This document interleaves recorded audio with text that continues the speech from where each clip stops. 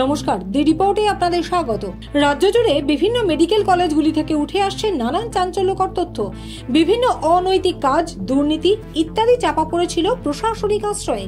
কিন্তু রাজ্যের স্বাস্থ্য ব্যবস্থার দুর্নীতির প্রথম শহীদ সোদপুরের নির্যাতিতার মৃত্যু যেন সবার মুখের আগল খুলে দিয়েছে। আর সেই পথ ধরেই আন্দোলনে কামারহাটির সাগর দত্ত মেডিকেল কলেজের চিকিৎসক পড়ুয়ারাও। গত 5ই সেপ্টেম্বর সেই আন্দোলনকারীদের সাথে যখন মেডিকেল কলেজের প্রিন্সিপালের ঘরে বৈঠক চলছিল, তখন কিছু পড়ুয়া এবং বহিরাগতরা মিলে সেই বৈঠকে হামলা চালায় এবং প্রিন্সিপালের ঘরে ভাঙচুরও চালানো হয়। ঘটনায় জড়িতদের উপযুক্ত শাস্তির দাবিতে এদিন ফের প্রিন্সিপালের ঘরের সামনে বিক্ষোভে সামিল হলো হাসপাতালে কর্তব্যরত জুনিয়র ডাক্তারেরা। জুনিয়র ডাক্তারদের পাশে থাকার বার্তা নিয়ে আসেন অন্যান্য মেডিকেল কলেজের চিকিৎসকেরাও। আন্দোলনরত জুনিয়র ডাক্তারদের দাবি, এখনো সাগর দত্তের প্রিন্সিপাল অভিযুক্তদের আড়াল করবার চেষ্টা করে চলেছেন।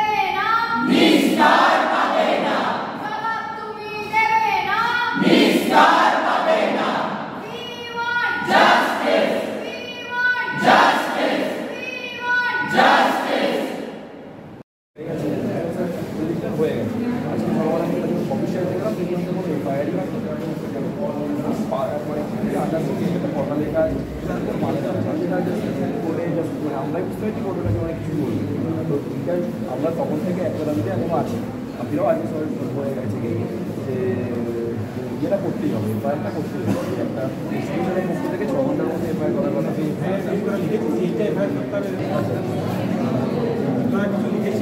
আমরা হ্যাঁ তার সাথে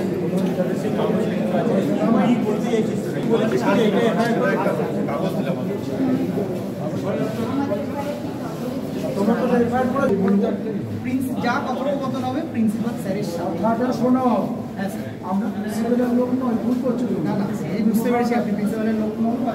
মিডিয়া শোনো, না আমরা এই মুহূর্তে স্যার আপনার আমার কথাটা শোনো, এটা একটা মিডিয়া শোনো। না না, আমার কথাটা শোনো, আমার কথাটা শোনো।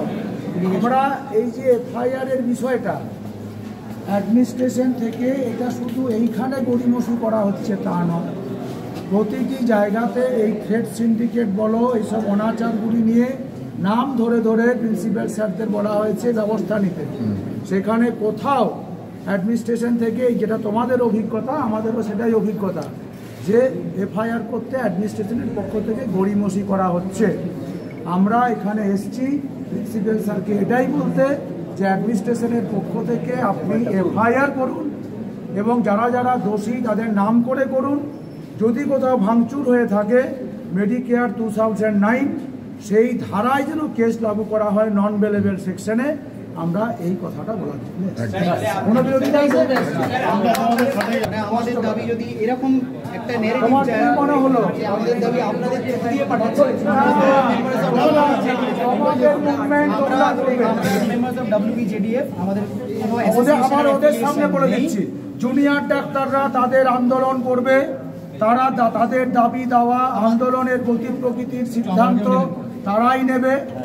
আমরা যারা সিনিয়র ডাক্তার, আমরা শুধু তাদের পাশে থাকার জন্য এসেছি, তাদের দাবির প্রতি সহমর্মিতা জানানোর জন্য। কিন্তু আমরা যতজন এখানে রয়েছি, resident doctors association of Sagar Dutta and junior doctors of Sagar Dutta, এখানে আমাদের একটাই বডি রিপ্রেজেন্ট করে, that is West Bengal junior doctors. Thank you.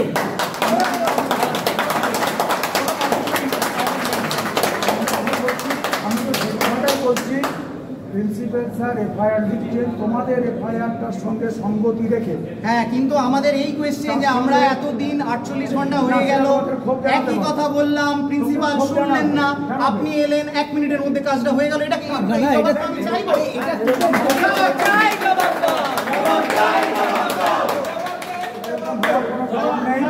যে আমরা এলাম বলে মিটে গেল এরকম ভাবার কোনো কারণ নেই। এখানে আরো অনেক সেন্সিবল মানুষ আছেন, নিশ্চয়ই সেন্সিবল, আপনারা প্রত্যেকে সেন্সিবল, আপনাদেরকে আমরা রেসপেক্ট করি, আপনারা সকলেই আমাদের সিনিয়র, কিন্তু আমাদের এই আন্দোলন এখন অবধি চলছে, কোনো অ্যাসোসিয়েশনের কালার লাগেনি বলে না, আপনার কালারের লোক নন, সঠিক কথা। আমরা West Bengal junior doctors forum, তোমরা তোমাদের মতো মুভমেন্ট করো, তোমাদের মতো সিদ্ধান্ত করো, ঠিক আছে?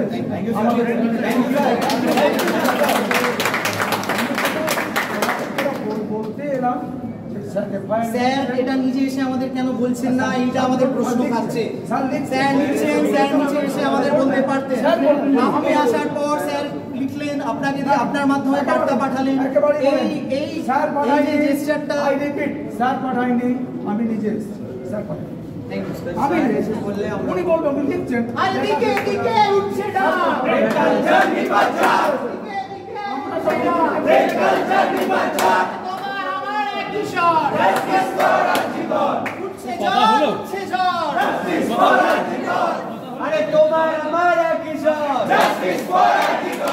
আন্দোলনরত জুনিয়র ডাক্তার সৃজনী দাসের অভিযোগ, প্রিন্সিপাল স্যার তাদের সাথে মিথ্যাচার করছেন। আপনি সবাই জানেন যে 8 সেপ্টেম্বর আমাদের সাগর দত্তে আমাদের এখানে কলেজ কাউন্সিল মিটিং হচ্ছিল, প্রিন্সিপাল স্যার, ডিন ম্যাম এবং আমরা সব পিজিটিএসআর হাউস স্টাফরা মিলে। বেসিক্যালি এখানে যে সাগর দত্তে যে থ্রেড কালচার চলে আসছে বহু বছর ধরে, সেটার এগেনস্টেই আমরা এই মিটিংটা করছিলাম, সেটাকে উপরে ফেলার জন্য এই মিটিংটা ছিল, প্লাস আমাদের কিছু ইন্টারনাল এক্সটার্নাল সিকিউরিটি মেজারের জন্য।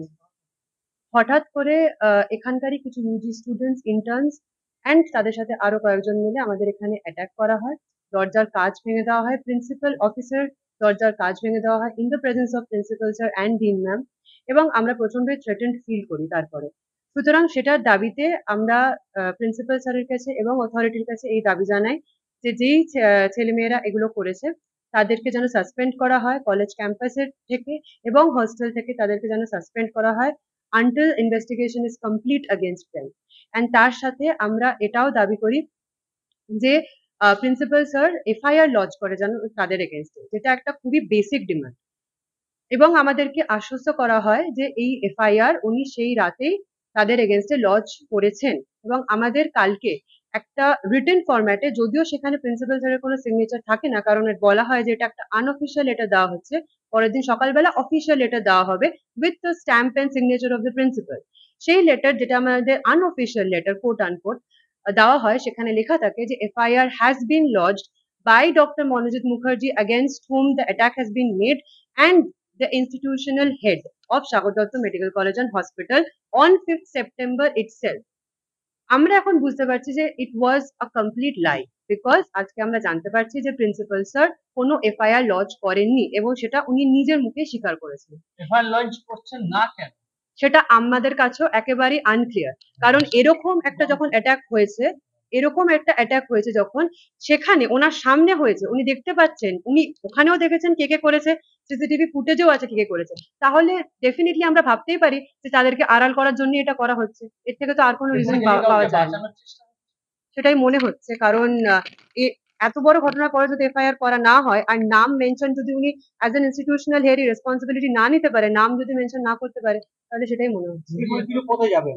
আমরা এখানে আপাতত যতক্ষণ না এফআইআর লজ করা হচ্ছে অ্যান্ড মেনশন করা হচ্ছে যে ইউজি স্টুডেন্টস অ্যান্ড ইন্টার্নস এটা করেছে, কারণ উনি খুব ভালো করে সেটা জানে, আমরা সবাই জানি সেটা, আমরা এখান থেকে উঠবো না, এবং আমাদের আন্দোলন যদি আরো বড় করতে হয় সেটা আমরা করতে রাজি। অন্যদিকে জয়েন্ট প্ল্যাটফর্ম অফ ডক্টরস এর প্রতিনিধি ডাক্তার উৎপল বন্দ্যোপাধ্যায় কি জানালেন শুনবো।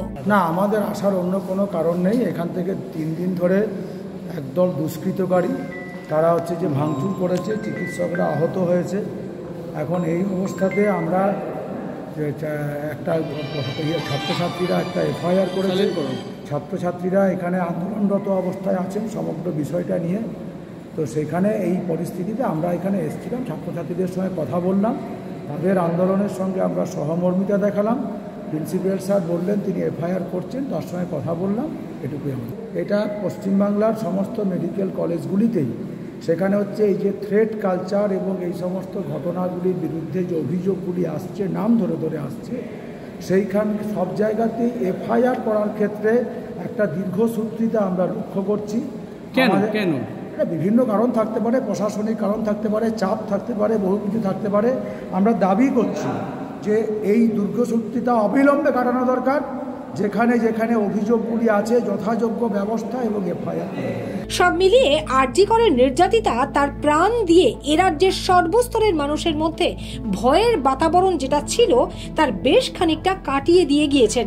এটাই বোধহয় এই চরম দুর্দিনেও আশার আলো দেখাচ্ছে মানুষকে। কামারহাটি থেকে রাজাদের রিপোর্ট, দি রিপোর্ট। আরো বিভিন্ন খবরের আপডেট জানতে হলে অবশ্যই সাবস্ক্রাইব করুন দি রিপোর্ট চ্যানেলটি, কারণ আপনাদের একটা সাবস্ক্রিপশন আমাদের কাছে অত্যন্ত মূল্যবান। জয় হিন্দ।